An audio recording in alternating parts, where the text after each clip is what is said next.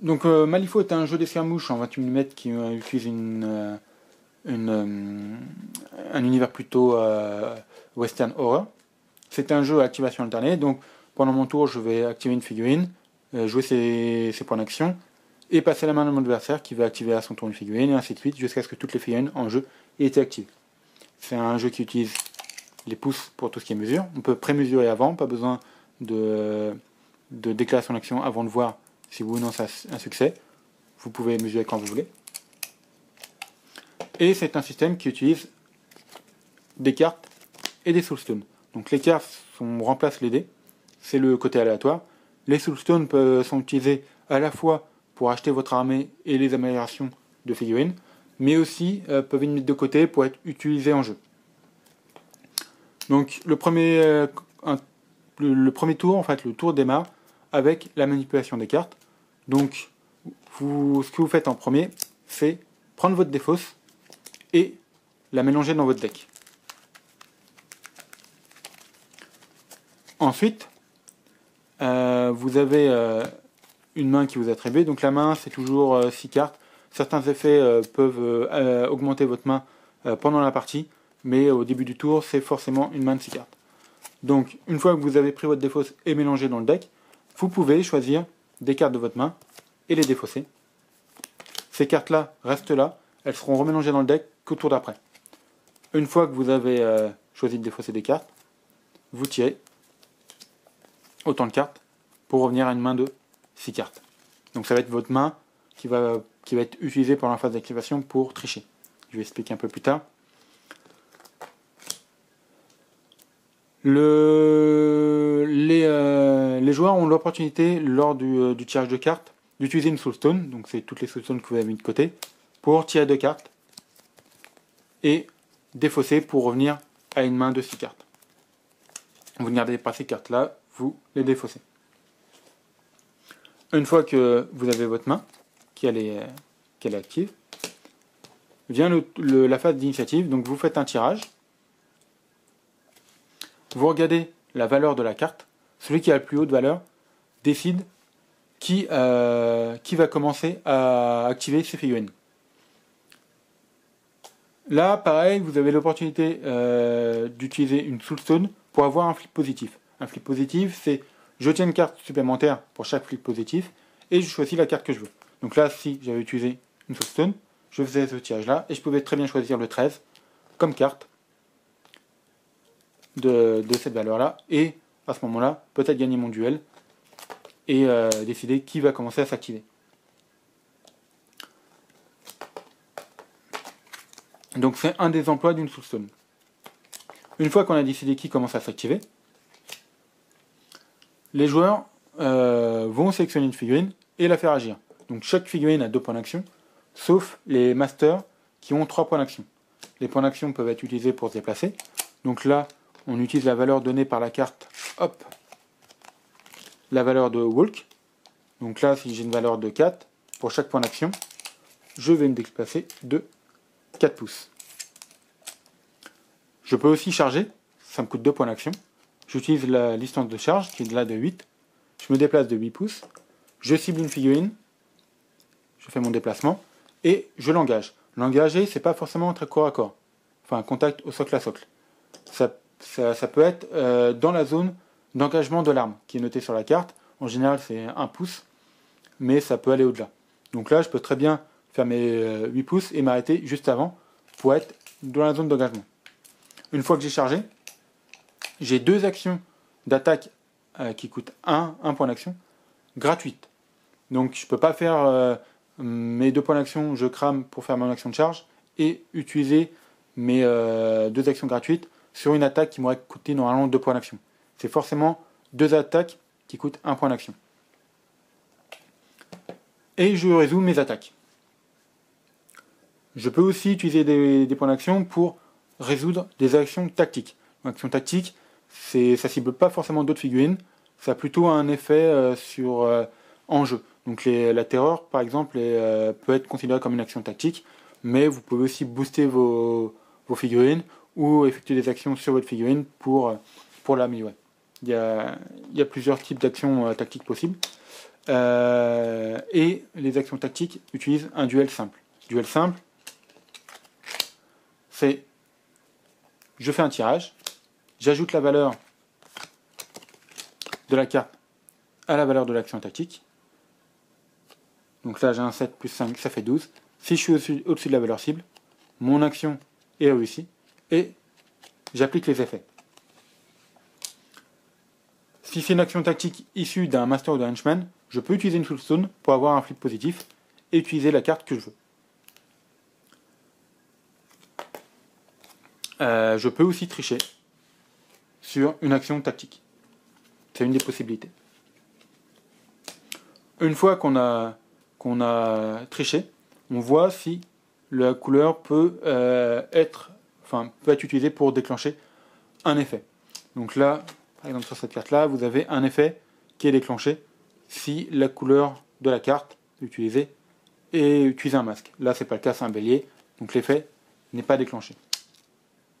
Une fois qu'on a vérifié si un effet peut se déclencher, on ajoute les deux valeurs et on applique les effets de l'action tactique. Si par contre je fais une action d'attaque, il y a trois types d'actions d'attaque. Les attaques de corps à corps, donc je dois être dans la zone d'engagement de mon attaque de corps à corps.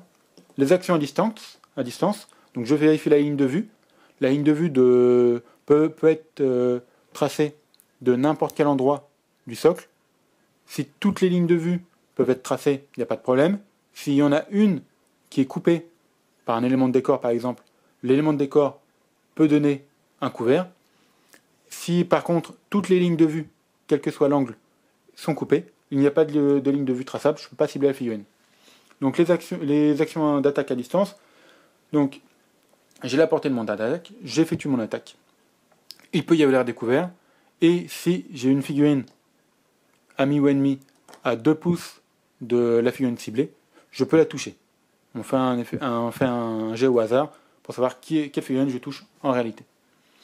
Il y a les attaques magiques, ça fonctionne comme les attaques à distance, donc avec une portée, mais les couverts et la possibilité de toucher une figurine au hasard ne s'appliquent pas.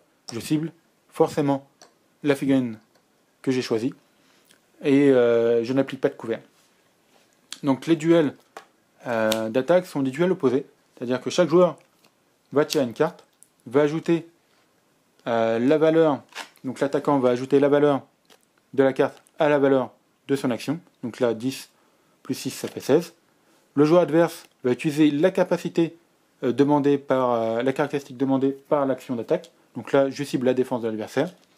Là mon adversaire a une défense de 5 plus 12 ça fait 17.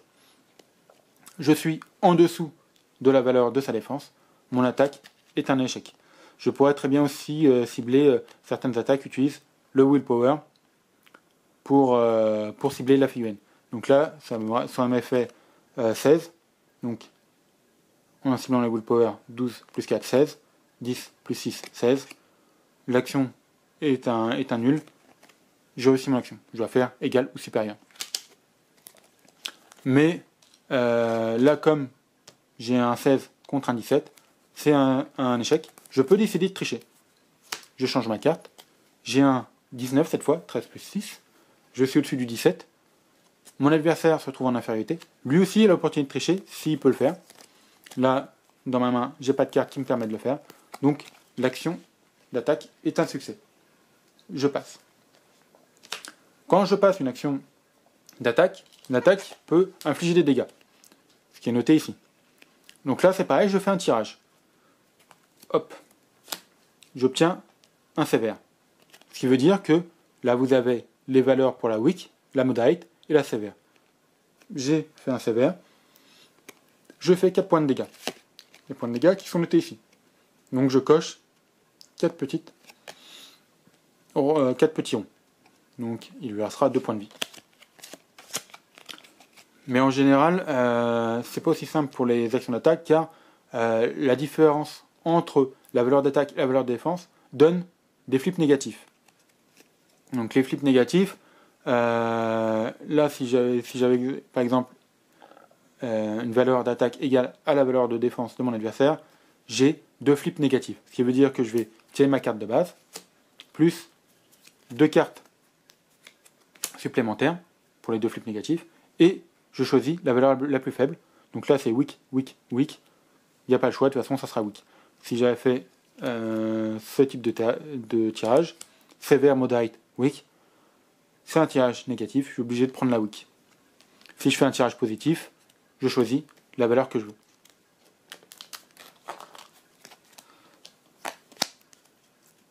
Donc, voici pour les duels opposés.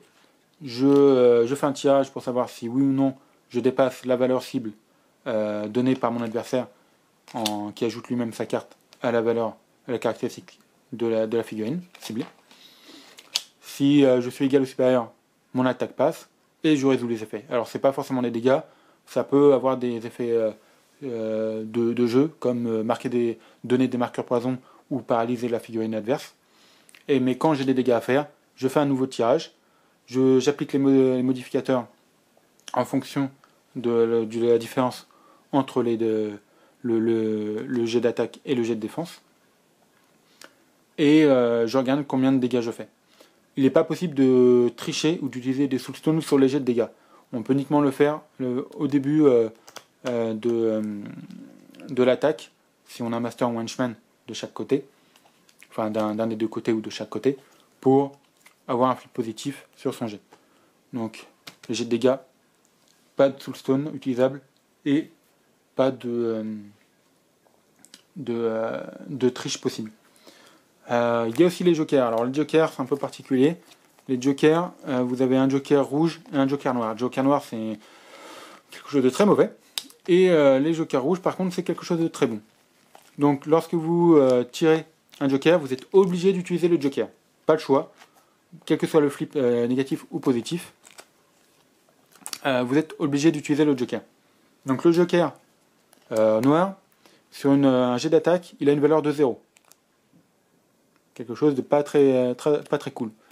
Et en plus, lorsque vous le tirez sur un jet de dégâts, vous n'infligez aucun dégât.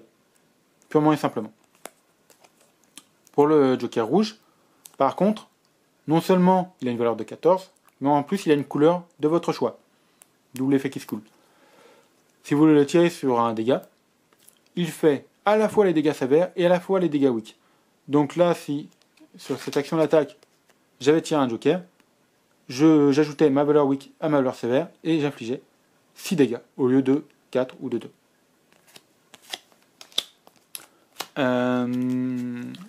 Voilà pour tout ce qui est duel.